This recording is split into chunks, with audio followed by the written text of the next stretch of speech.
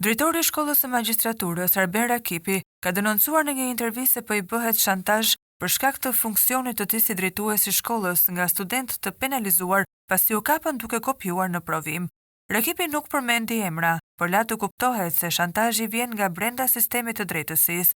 Elementi i integritetit në tërësinë e tij lë shumë për të dëshiruar në sistemin ton, tha ai, duke shprehur keqardhjen për standardet e ulta të integritetit në institucionet ligjzbatuese dhe arsimore shqiptare, të cilat për fat të keq reflektohen më pas në korrupsionin e jetës publike.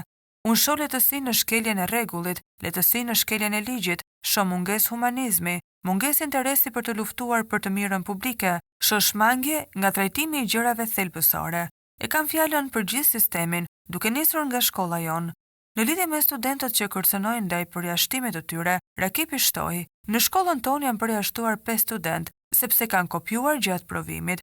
Kjo ka qenë një ngjarje e pazakontë në shkollën tonë dhe përjashtimi i tyre ka ardhur si rezultat i shkeljes së kodit etik dhe integritetit, tek i cili ne besojmë që magjistrati duhet të ketë. Shkelja e rëndë ka reflektuar pikërisht atë dobësi që sapo thash, letësinë me të cilën trajtohet ligji, duke më dhënë shpresë që gjyqtari i ardhshëm të ketë këtë lloj dinjiteti." I pyetur se si ka mundësi që këta student mund të shantazhojnë një drejtor fakulteti, ai u përgjigj: "Ka shumë raste këtu, ka njerëz që i mbështesin. Plagjatura në këtë sistem, përvitësimi i titujve akademik dhe kapërdisja me to, kur nuk i meriton, është një vesë dhe sjellje shumë e përhapur në këtë sistem. Këtu e shoh edhe arsyen që integriteti i sistemit duhet marrë seriozisht."